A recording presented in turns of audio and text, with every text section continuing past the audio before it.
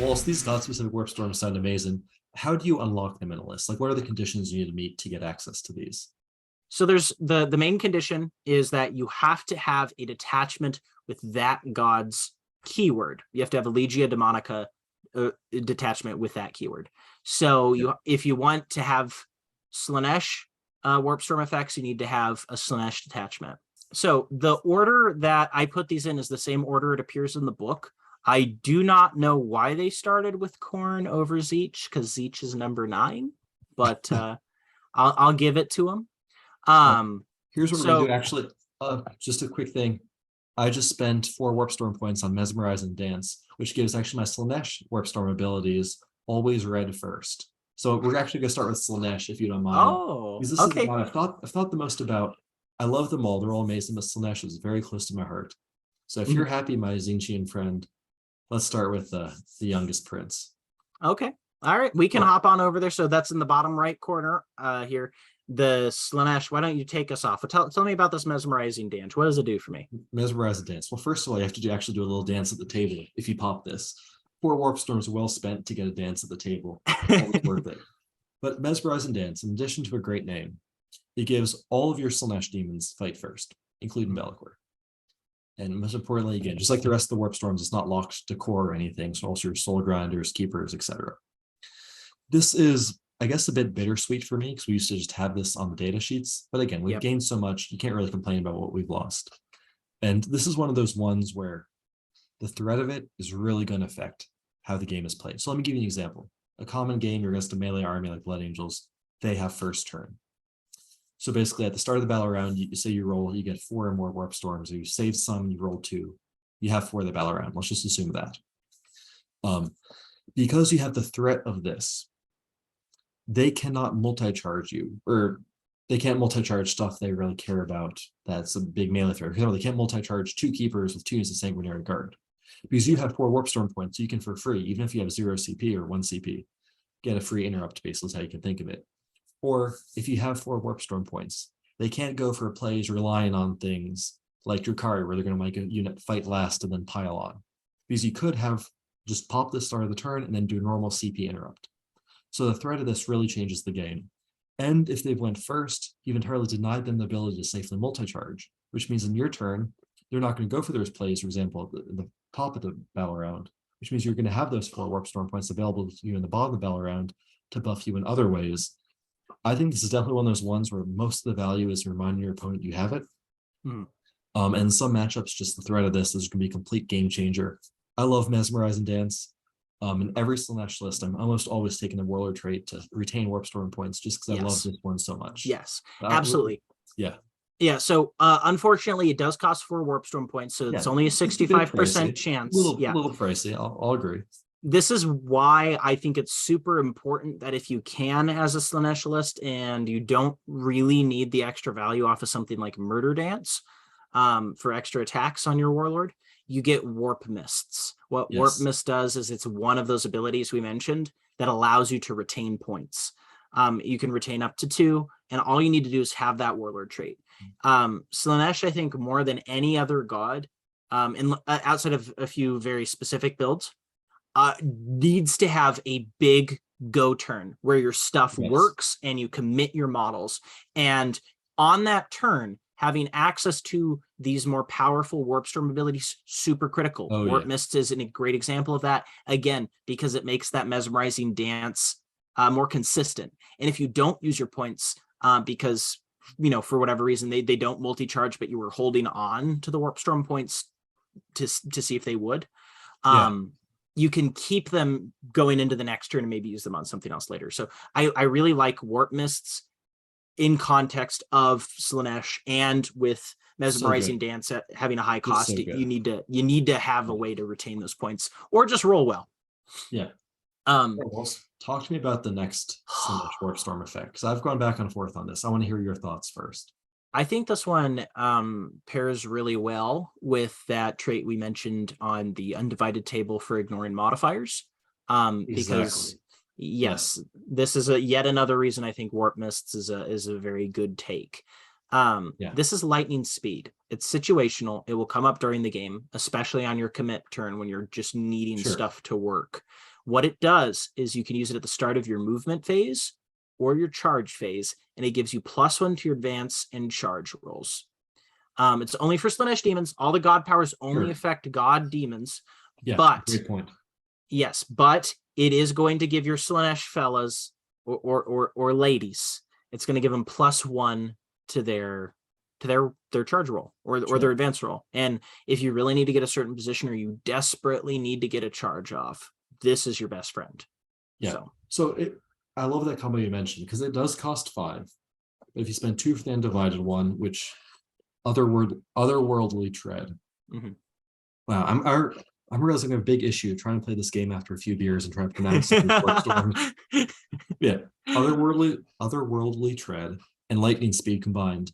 If you're in a crater, for example, it's effectively +3 to charge out of that, or +3 to move, and that is not insignificant at all. That's really effective. Again, maybe late turns, turn 5, you just maybe teleport a unit with Bellacore, and then really need to make a charge onto their home objective to get a huge primary swing, take down banners or whatever.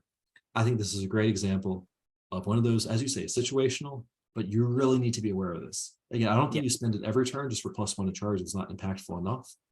But again, on go turns where you really want to make your charges, I think this is a beautiful ability. And oh no, I do wish there's like a +2, but it would not step on Corrin's toes too much as the charging faction with their stratagem. I think it's perfectly fine, and I see myself using this very often. This is really important for something like a keeper list as well to have. Yes. Because you can't afford to fail your charges. No. You just can't. So having access to lightning speed, great. Having access to otherworldly tread, great. I dubbed this combo lightning treads because I had shoes growing up that were light up shoes. Nice. And yeah, those were my lightning treads. They shined blue. They had little lightning bolts on them. I love it. So up next, this is a power that is very good by existing, but is one that is so specifically niche. I don't know when I will be, it requires such specific things to happen for me to actually use it. So there's one situation it's amazing. Yeah. You're against an army like Sisters, Necrons, whatever that wants to do actions. Well, what is it? Well, you're right. Dark hallucinations, actually. Well, I'll finish describing it because it's a weird effect. It is a weird effect, and it is a rare effect that I will be spending points on this. It is 2 Warp Storm points, and use it at the start of your opponent's turn. At the start of their turn. This is the first reason that it is rare. You don't use this when it is time for them to do things. You use this before it is time for them to do things, and then they play around it.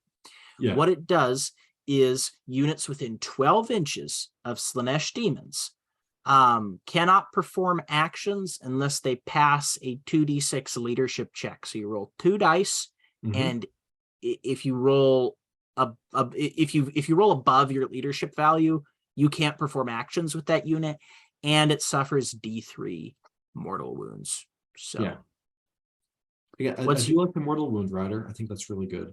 But where it's super impactful is you're against an army that wants to take actions, wants to take things like banners on like a 5 objective mission. You tell them about this, and you just pray that they're scared enough to not take whatever action secondary they're going to take. That's still definitely the right choice in that matchup. That's the best use of this. Again, it's one of those things where it's a chilling effect on some of the decisions they can make. But man, it's tough. It's easy to roll 3d6 over leadership. It's a lot harder to roll 2d6 over leadership. If this triggered like at the end of the turn where they have to take the tests or something, and not at the start of the turn, so you could like interrupt their actions. Yeah, I agree. Then it would be very good because it's the start of the turn. You use it, and then they're allowed to play around it, so they know whether or not they have to play around it. In the event you do turn it on, you really need to make sure you're covering whatever thing it is you think they're going to do. If they're going to raise a banner, or if you know that they're coming in to do some Knockmend data, that's a scenario. Like there's times when something like gargoyles from like a Tyranid list might go into a section to drop banners or do Knockmend data. I also think I think Warp Ritual as an action. That's one that's very easy to cover, super easy to cover if you're going to be in the midfield anyway. And again, it's one of those things where it's just going to force them. It's an extra layer of defense. Often you're going to deny their action before you even have to roll your psychic deny. Or just again, the test plus the psychic deny makes it very unreliable. I don't know. I'm into it. It's rare, but it's cute. Right. There's Like scenarios that Athena. will come up. I don't think, Yeah. again, I don't think anything that's rare is bad per se. I just think Oh no, it's for sure. specific when you need it. So It's I cute. think that is a rare usage. Telling your opponent that you have it is probably more important than Yeah. even using it ever. So So I'm just gonna be honest, having played Slash Demons a few times, I find that I use the undivided table probably as much as not more than the Slanesh Warpstorm table. But again, Sure. they work well together. Could be better, could be way worse. I'm overall very happy with the overall Slanesh Warpstorm situation. Yeah, having mesmerizing dance in your back pocket is really important because your data sheets have gotten so much stronger now that having fights first on them is just phenomenal, and having access to it if you really need it is great. I understand that we did lose it, but sure. But healing D through wounds to all of your keepers and Bellacore is right. It's also very, very tasty. Well, So I took us down in the lands of depravity, in the lands of cruelty, in the lands of pleasure and Slanesh. I want you to pick the next god, my friend. well, I'm going to go back to doing it in the order of the book for those following along at home. Mike. Sorry for change in the order, my Zinchi friend. Oh man, you're looking for a change in the order. All right, we'll do Zeech next. We'll do Zeech next. Right. This is my one that I could probably spend the most time talking about, but I'm just not going to because I think a lot of these are pretty self-evidently good. And then there's reasons why. In the units that you take, there's reasons why. Okay. So Zeech starts off with a really sick one that's really good, but it's a little bit overcosted. Before we start the Zinch one, I just want to clarify. The great thing about Zinch is they have by far the easiest mechanic to access saving warp storm points, which is just a psychic test that any of their psychers can take, and you're going to often have more than enough spell slots. So Zinch will almost always be retaining 2.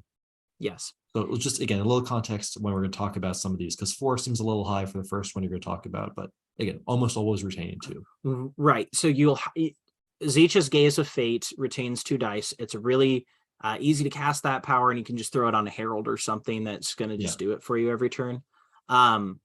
So having those higher costs is okay. Now, this one I love. This one I absolutely will build a list around. And this one is called Deluge of Fire. And you use this at the start of your shooting phase. It is +1 not to hit, but to your ballistic skill on all of your Zeech demons. That is so good. It's not core locked either. This is affecting all of the units in your faction. And in order for this to be good, though, you have to have a reason to want to buff your ballistic skill. What I mean by that is if you're just Zeech and all you're doing is you're bringing Screamers and Flamers, things that auto hit and things that don't shoot, you're definitely never using this or even looking at it or thinking about it. However, if you're bringing things like Brimstone Chariots, Exalted Flamers, Soul Grinders, +1 to your ballistic skill is a huge improvement on the output of your list. I built around Deluge of Fire. It's one of the very first things that I did. And I just designed a list with a couple of Soul Grinders, the Brimstone Chariots, all that other good stuff. And I was like, wow, that +1 ballistic skill really affects the output of my shooting every turn. It's a really, really relevant increase in the number of hits that you will be pushing through, especially if you have a Lord of Change or a Demon Prince who's providing you with a reroll 1s aura. Rerolling 1s to hitting on 2s means you're converting almost every single shot that you shoot into a hit. Well, let's take it actually, because a lot of the Zinch Demon Prince and Lord of Change rerolls are locked to core, which doesn't affect all the stuff Memphis most. But important note, Bellacore's reroll 1's aura is not locked to core. Right. He can just any demon, so you can give you Soul Grinders, and you're often bringing Bellacore to Zinch list for a lot of weird little synergies, which we can get into this and future videos. But Bellacore will just really make that shooting castle it's freaking outrageous. It's one of the most accurate armies in the game. It's all hidden on 2s, rolling 1s. your Zinch demons are the new custodes, and I'm absolutely here for it. And this actually, one of the other things I love about this is it makes pinks a lot more relevant. Oh yeah. The shooting on pinks, when you go to hitting with them with that +1 and that Demon Prince rerolls or whatever you may have, your number of actual conversions from your hits is crazy. So I really do love this power. Again, 4 Warp Storm points, a bit expensive, but you'll have it the turn that you move things out of cover if you really need it. To start taking shots if you really need it. So I love it. Definitely a build around. Next up, this one's simple and very effective. It is 3 Warp Storm points for Sorceress Winds. Situationally useful. I love it. Start of your Psychic phase, +1 to cast for your Zinch demons. Also Be'lakor, because Be'lakor's a Zinch demon. Oh yeah. So just a nice generic bonus, makes everything a little bit more reliable, makes your actions more reliable, makes your Lord of Change gateway much more reliable. That you makes your late game Kairos gateway just outrageously good, just amazingly good, just way too good. If you have a great situation where you can set up a devastating cast off of the Warp Rot discipline with Be'lakor, so something like Nurgle's Rot hitting a big swath of units, or turning off Obsec, just flipping like 8 victory points in a game. You can use Sorceress Winds to give Be'lakor +1 to his casts. Then you can spend 1 CP for Pestilential Inspiration, and suddenly he has access to the whole Warp Rot discipline. So that's another thing to keep in your mind. Like, if I need that Warp Charge 7 to really go off, I can dramatically increase the likelihood that it will by using this power. So if you have access to it, it's fantastic. Absolutely. I also want to talk about one of my favorite plays that becomes much more reliable with this, which is if you got a list with Be'lakor and a Change Caster, like a pure Zinch Demons list. You can do crazy, really good things. For example, to square psychic actions. So you say you're taking Psychic Interrogation and you're against a army like Tau, or maybe their characters are a little bit further back than you want to safely stay within 24 of all game. What you can do is you can send your Change Casters to advance him forward like a madman. He gets within 24, he casts his Interrogation, and Be'lakor in the back basically teleports him out using Shrouded Step. It's a Warp Charge 6. That's a little unreliable, but Warp Charge 5, that's actually a really nice breakpoint. A Warp Charge 6 is about 90% of the CP reroll. Whereas a Warp Charge 5, it's a little lower. It's like 80, high 80s something. Right. Whereas Warp Charge 5 with reroll, it's like high 90s. It's like 96 or so percent. It's nearly guaranteed, is what I'm saying. So you can really go for this play every turn without worrying too much about it. Opens up a whole new world of actions for you. Really spicy. It's far more relevant in more situations than you might think, just because statistics are statistics, and making something a 6 rather than a 7 or so have you is a huge improvement on likelihood. Or a 12 rather than 11. Because I will say, this is really spicy because it's hard to get a 12 normally. 11, it's like more than twice as common. It's like about 3 times as common as I can think of it. You open up a lot more combinations of dice. And a Lord of Change with +3 to cast. Mwah. Even I think a Humble Fate Skimmer can initially take the 5-point upgrade for +1 to cast. All your Fate Skimmers, your little heralds just on chariots can be +2 to cast whenever you want. Really great. And a Warp Charge 3 with your retaining 2 every round, it's priced to move. If you're not in a situation where Descending Shadows is absolutely necessary and you're Zinch, you are using this. That's the way to think about it. Especially if you're going second, you don't really have to use it in the defensive ones. You're almost certainly burning this in the bottom of the battle round. So next up, this one is one that I actually quite like, that I've heard a lot of people clown on, and I think that's fair because it is a build around. It is a 2 Warp Storm point Rampant Mutation. And what this does is at the start of your fight phase, you can make it so that wound rolls of 6 by Zinch demons, unmodified wound rolls of 6, not that that really matters, by Zinch demons cause 1 additional mortal wound. It's capped at 3 mortal wounds from this ability per unit. Per enemy unit. And split attacks if you're worried. Right. Talking about this, Wolf, so I have, as you say, very mixed thoughts on this. I've gone back and forth. So it's 2 Warp Storm points. So 2 Warp Storm point damage powers are typically low yield. And I mean, we can use Demonic Whispers as a good example of that. But why this is a build around is I actually think this is quite nice if you're running something like Screamers and something like a Zinch Demon Prince. I've been playing around with a lot of lists where I bring a Zinch Demon Prince just as a backup to the rest of whatever my army might be, because I love having access to Gaze of Fate. Yeah. And I'll bodyguard him with a unit of Screamers. Well, if I can get him into combat, he's got 6 attacks. He's hitting with 5 of them. I mean, he's really going to be hitting with 6 of them because he's got his claw as well. You're probably getting about 1 mortal wound off of him, just an additional mortal wound. And then your Screamers are also getting about 2. So you're getting about your 3 with those units together. And if you have like the Warp Fire Blade on your Zeech Demon Prince, which I do, every 6 suddenly is 2 mortal wounds on your 2 wound rolls. That's not nothing. It's really not nothing, and it dramatically increases the likelihood that a Zeech Demon Prince kills a 4 or 5 wound character, which is why I think it's a build around, but also very good if you are running that type of a unit, because it makes it so those targets have to be a lot more afraid because you're far more likely to kill them. Space Marine Captain, for instance, is far more likely to die if you do just 1 mortal wound to him with your Demon Prince in 1 activation than he would be otherwise. Sure. So. And I do think part of the good news is, I think this is one of those abilities that's decent right now, but I think it's very likely a unit like Screamers may get a points drop in the future or something like that. Right. Even if you have a few burning chariots in combats, there's a few units that I think, again, down the line, if they get some point drops, are very interesting in combination with this. I will also say, just saying, if you take a unit of Screamers, a big unit of Screamers, and you have Be'lakor as the Warlord, and you give them the full hit rerolls, it's a nice volume of attacks. You're likely to proc this. You can even split attacks to make sure you don't waste mortal wounds and multiple units. It doesn't make them amazing, but it makes them a very decent melee unit. Which again, they move 16 inches. They do out of phase mortal wounds. They have a 3-up invulnerable shooting. They're not that far away. Screamers are better than people think, and this helps get them to a spot where they need to be. If I could wish list anything, it would be that the Fluxmaster buff, or not Fluxmaster, Fate Skimmer buff on Screamers, that's 6 to wound auto wounding. If it counted as a 6, so that it would do the mortal wound as well. That would be the dream scenario.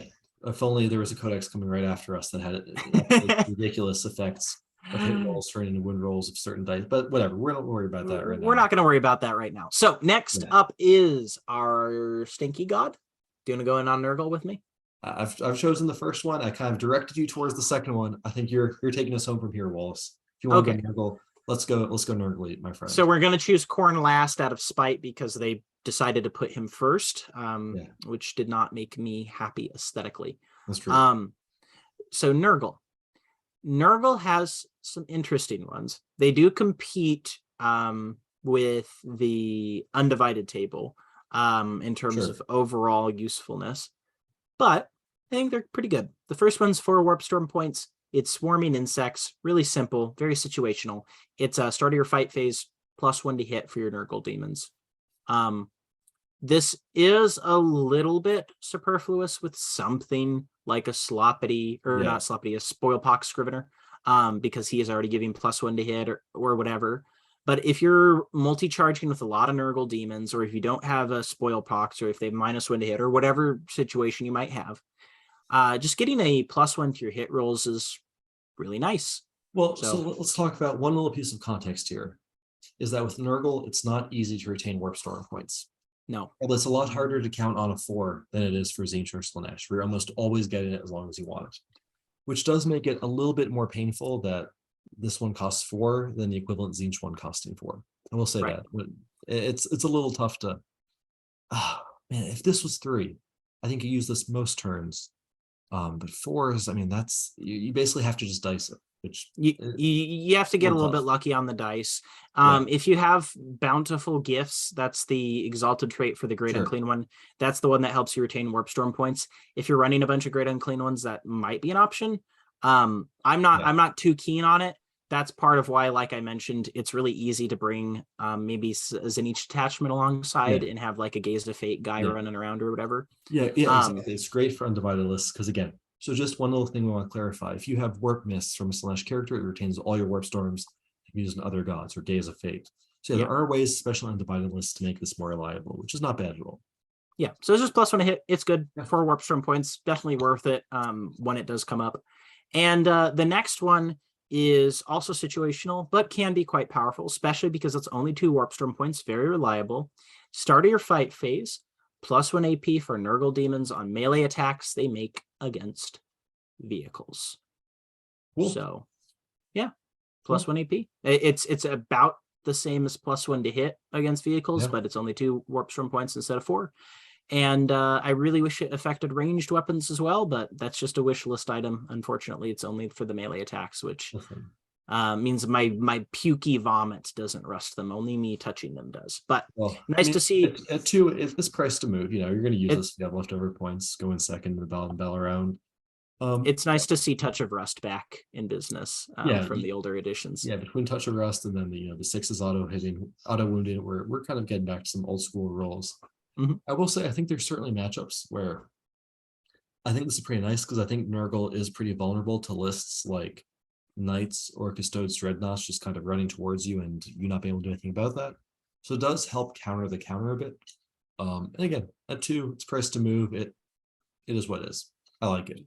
Yeah, I was playing for a little bit just as a for fun list, like a 90 Plague Bearer list, and I had a bunch of Plague Bearer buffing characters like the Spoil Pox and the Poxbringer, and a DP. And you can get your Plague Bearers up to hitting on 2s, rerolling 1s, 6s auto wound, AP3 damage 2, and just have them really just blender some weirdly tough units. You think you get even damage 3 on certain wound rolls or something. I don't remember the exact combination. You can make them do mortal wounds, but yeah, it's cool. Yeah. It's cool. It's good stuff. So this next one I actually listed as a build around. I didn't rate this one very highly before I started playtesting more. I actually really like this one a lot. Yes. Wave of Sickness. Start of your shooting phase, roll a dice for each enemy unit within 12 of a Nurgle demon unit. On a 6, they take D3 mortal wounds.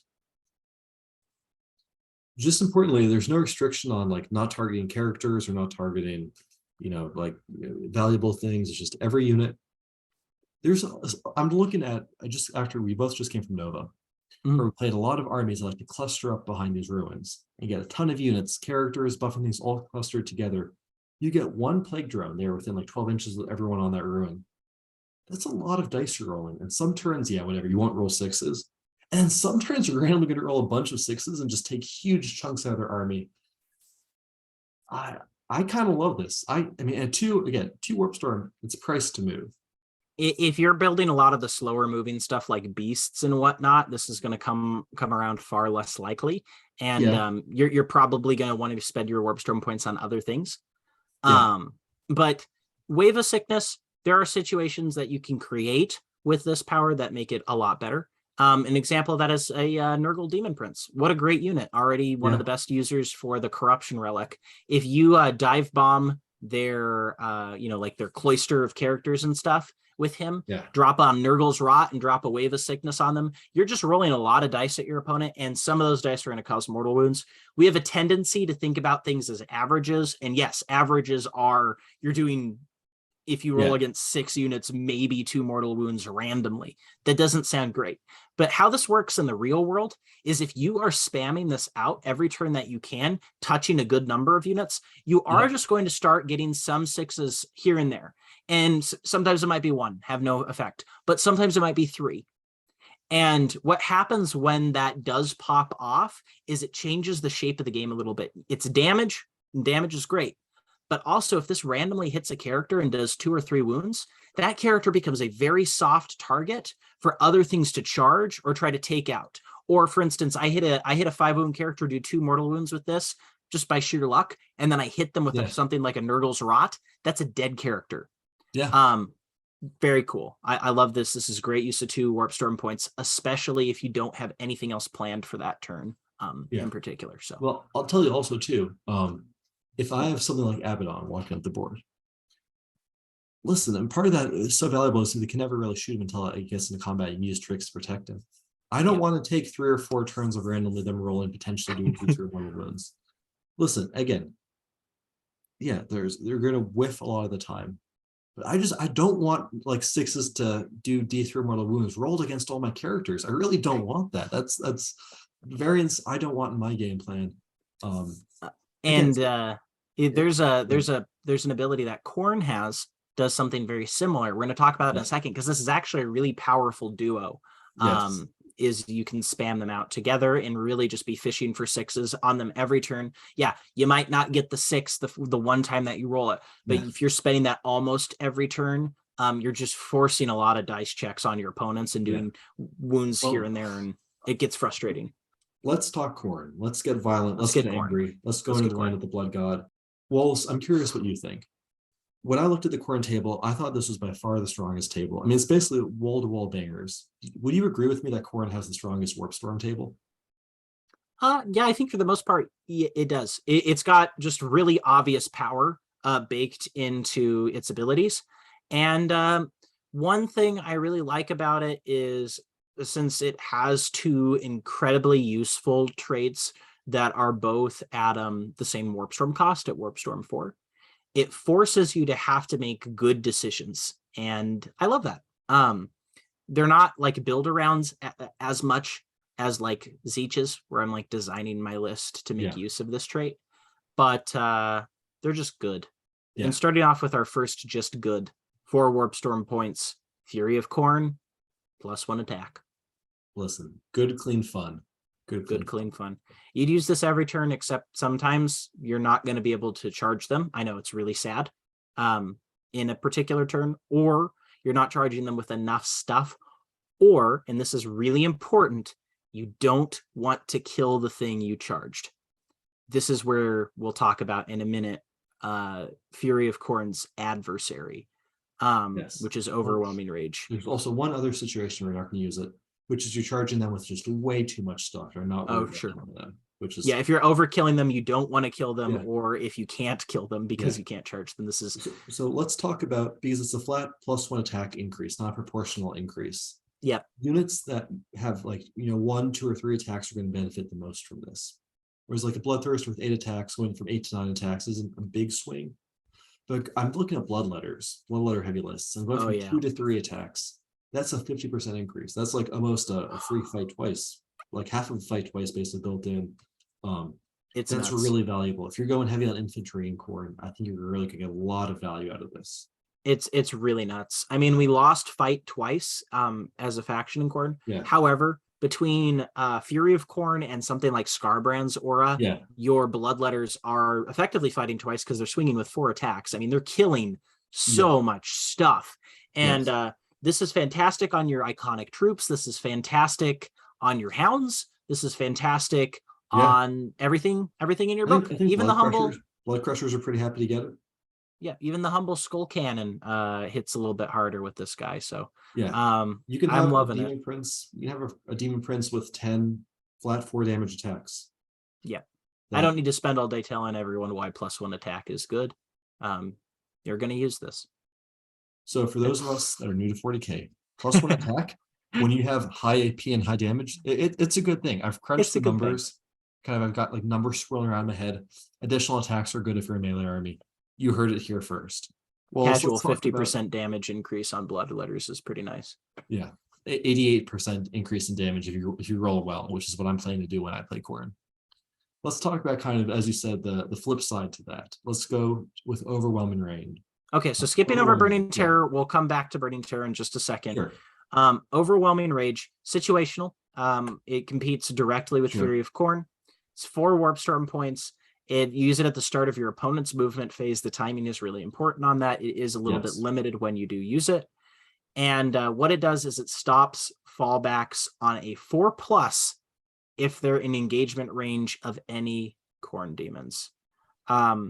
Where this is particularly good is if you can't do enough devastating damage when you drop all your guys in, and so you're trying to get multiple turns of value out of, for instance, a unit of bloodletters. So an example of this, I'm playing against a Tau player. He has protected his tanks with things like Kroot or Kroot Hound. Okay, I really don't want to kill those units because I need to have something that I can trap in combat so that my opponent can't just fall back and shoot me to death. Yes, I could. Explain the concept for those that might be a little bit newer to 40k or maybe more competitive play. So the basic of it is if you are in combat, you can't be shot. And stopping your opponents from having the ability to actually fall back out of combat means that your unit essentially gets to stay around for an extra turn. And maybe during your opponent's turn, they're unable to shoot him. They're unable to deal with this unit. Again, using Tau as a great example. They don't have a lot of counterpunch units. I'm then going to activate during their turn, finish off that unit, and then I'm free to charge on my following turn. It's the dream scenario for a Khorne unit. Yeah. No, also what's very interesting here is it doesn't just protect your Khorne units. If you're looking at a list, for example, Disciples of Belkor, you're going to have some Khorne units and a lot of other stuff, like, Knights, for example. You can set up situations where you have Belkor charges one thing, a War Dog charges another thing, and they both kill their things. They both consolidate into a third unit here. And then you pop this, and Belkor half the time prevents them from falling back. Not only keeps Belkor safe, but also keeps your War Dog safe.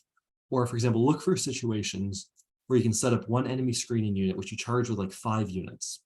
And then the first one activates and kills it. And then the rest of your guys get 6 inches of free movement all around to basically tag different things. If you can tag one unit, if one unit can string out and tag, Yeah. or if it has a long enough base to tag 2 units as well, you're Oh, forcing that's 2 very 4-up reliable. checks. Yeah. That comes up quite a bit. And like you mentioned, if maybe you charge into a screen and you kill the screen, and then you consolidate and touch their next unit, another great example. Like, I don't need that +1 attack against Kroot.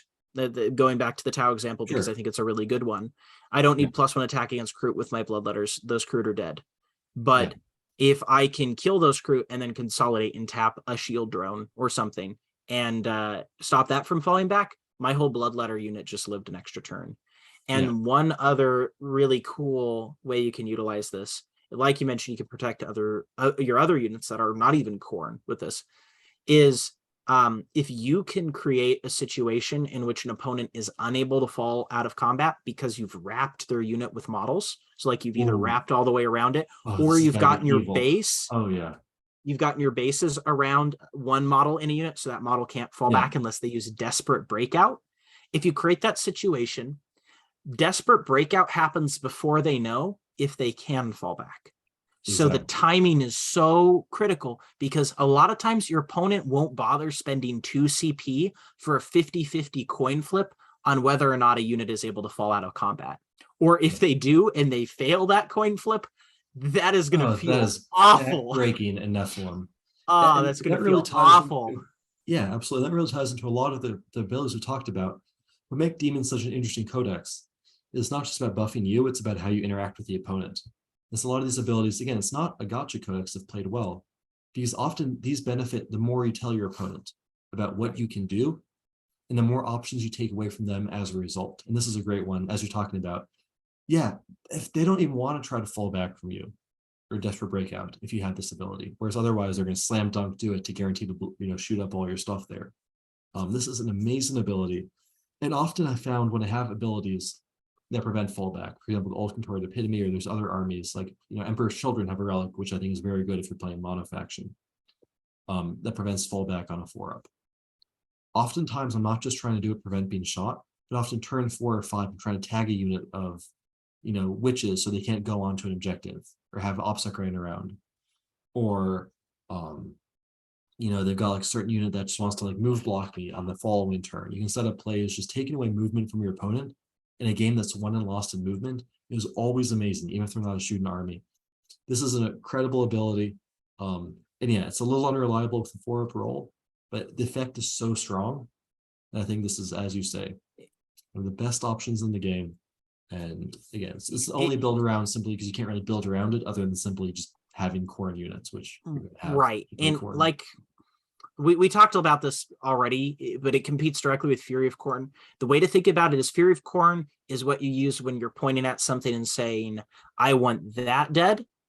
Overwhelming Rage is what you're using when you're pointing at your own unit and saying, I want that to be alive. So if you're trying to protect your stuff, you're using Overwhelming Rage. If you're trying to wipe their stuff, you're using Fury of Khorne. And the decision is really going to show who is a fantastic Demons player from just a great or a good Demons player. Cool. So it's, I'll say, if you're here listening to Warhammer content, you're already well on your road to become a fantastic Demons player. So I'm excited to hear your stories. Don't be afraid to drop us in the comments below. I want to hear a bunch of comments about how you use these in games. Tell us all about it, especially if you use the Khorne ones well.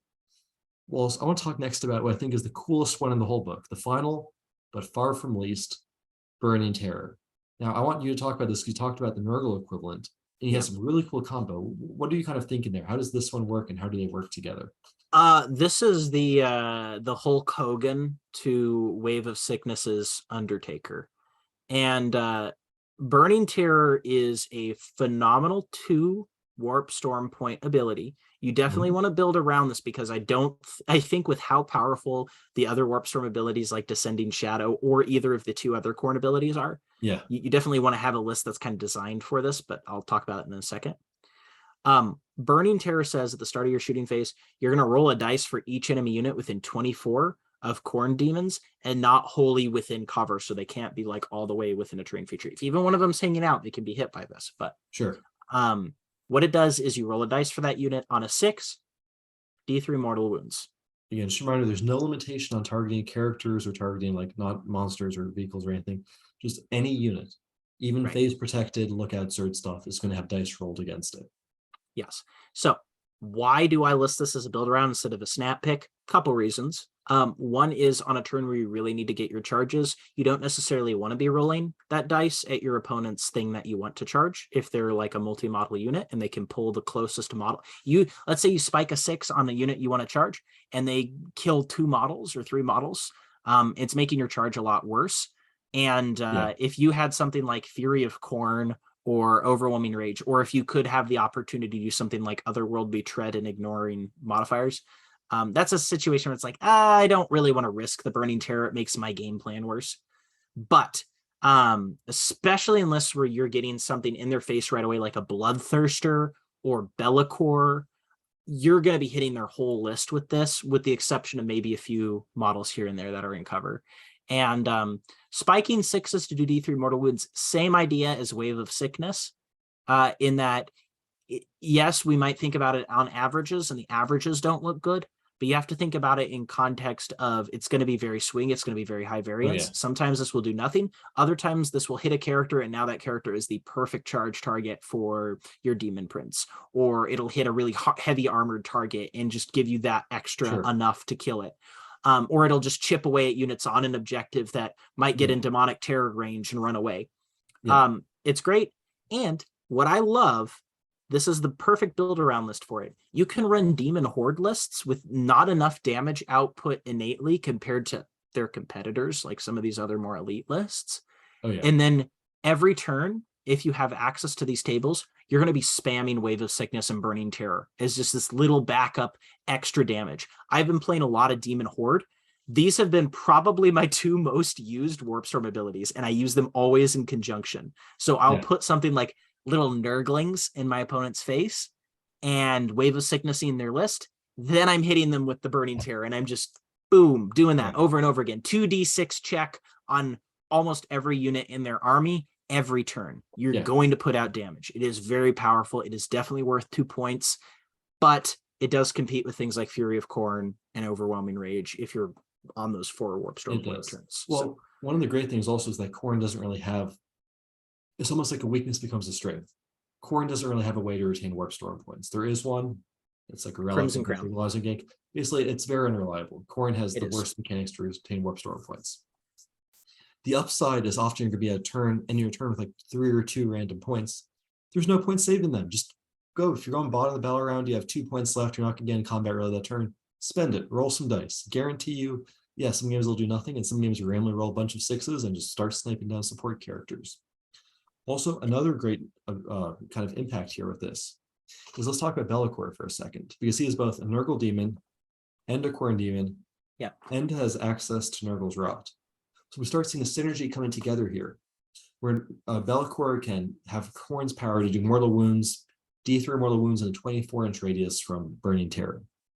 He can do mortal wounds in a 12-inch radius from Wave of Sickness. He can cast Nurgle's Rot for D3 mortal wounds or D6 mortal wounds in a 6-inch radius. Suddenly, Be'lakor in the center of your opponent's lines becomes a game-ending condition, because he will just throw so many mortal wound dice at them, stuff will connect, and stuff will evaporate. Just absolutely evaporate. Yeah, he is farting, he is flaming, and most importantly, he's gaming. So I love this combination. Very strong. especially with greater demon lists that Oh have a yeah, lot of larger models and benefit less from something like Fury of Corn. yeah. Well, Just spamming these out every turn, extra yeah, damage. yeah. I love it in my disciples list. Very Mhm. greater demon lists work very well with it too. Disciples often need that little bit of damage push. But again, also again with the shoot and phase timing, often I find with demon lists you have a few different targeted smites. Two main ones. There's a few other random abilities.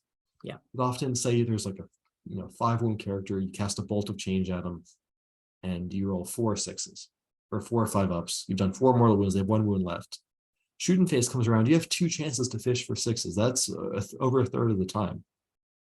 So you should randomly pick up that 1 wound character. It's just really good late game, good early game. Just dude, And you it's can do fun. this every turn. You can And do it's this super every turn. fun too. It's a little slot Yeah. machine. Pull the slot machine, see if you randomly kill half their army. My only warning about this is practice with it before you bring it to a tournament, because this does take a long time if you're not experienced at rolling these kinds of mechanics, because you do have to roll for every unit and you'd have to pre-measure the things that are in range.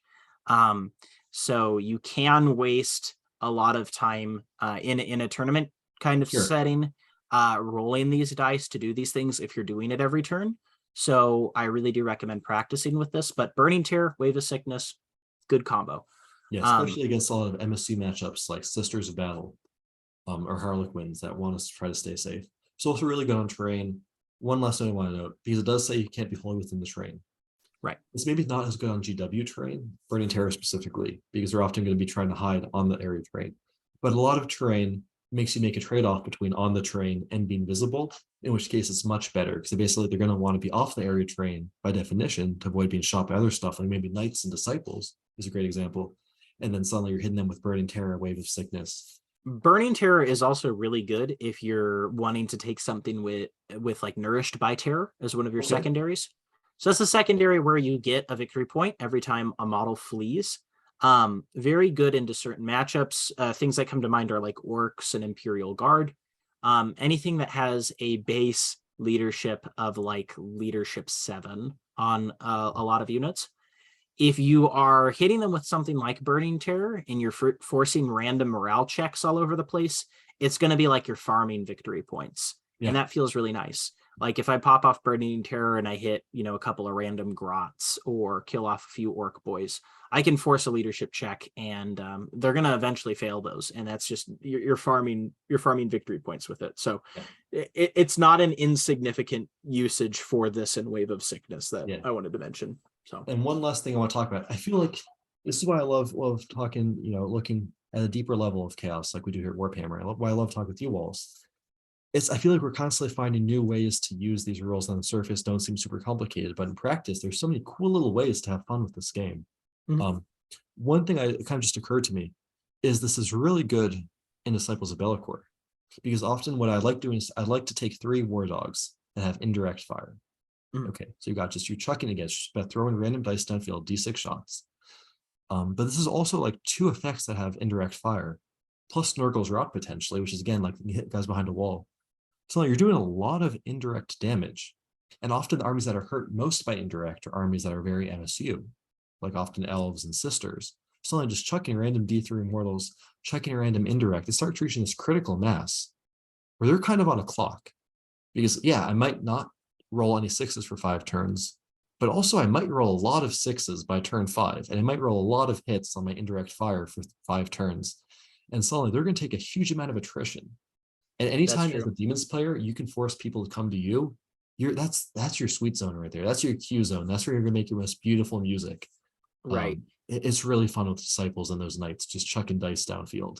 It really is. And there's going to be some factions too that have the reverse of kind of the Eldar thing. Eldar are really spindly and weak.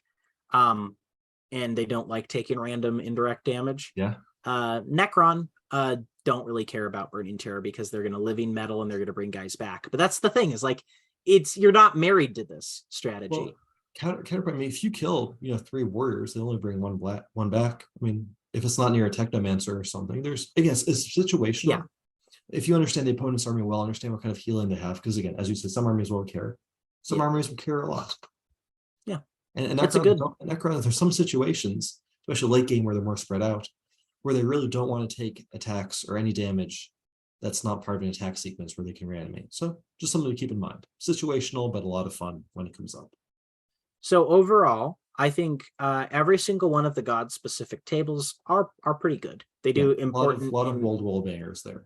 right. They do a lot of important and strong things. I think Corrin walks away with an obvious W for just some of the most raw value on his Warp Storm table. But I think there's Raw value. Blood for the blood god. Skulls for the skulls throne. yeah, and that's good. I like those things. I like to do that. Corn for the cornflakes. Corn for the cornflakes.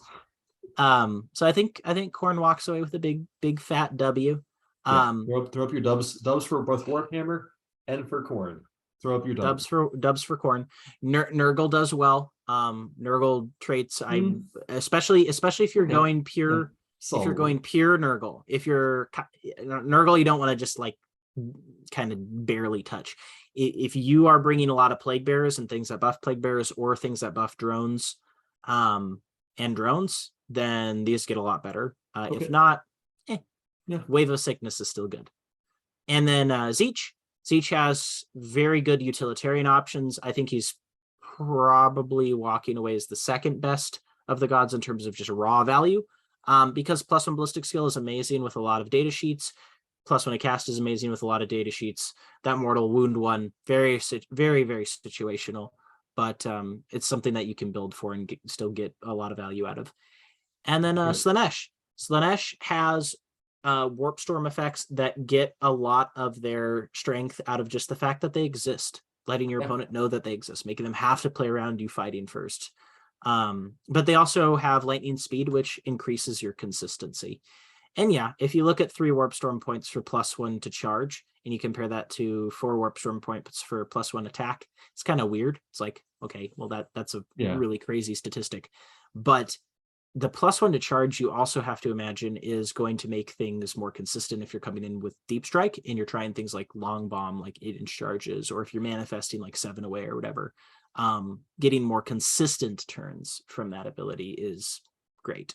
So all in all, I think this is a really interesting faction mechanic. Time is to show exactly how powerful it ends up being in the meta, but in my initial experience having played with it, I find that I am getting a ton of value out of its regular use every game. And I think as we all continue to play this and get better at using it and eventually start to master the way that we built our list around it, and I'll at a later date do some list reviews that it's kind of going into this portion a little bit. Yeah. But once we start mastering how we build our lists around this table with this table in mind, how we play the game around it, what kind of plays that sets up for us, I think it will be a really great tool for skill expression, especially at like, once you start getting ready for that tournament level, you're prepping and you're practicing regularly. I feel like you can really change the tempo of the game based on how effectively you use these traits. So most importantly, at the end of the day, there are better faction abilities. There are more reliable faction abilities, but at the core, it does feel demonic. It does feel really fun. At the end of the day, it's a game. That's really what I wanted. I would love some more reliability, but we're demons. I'll accept being less reliable in exchange for being more cool. And frankly, I wouldn't really want it any other way.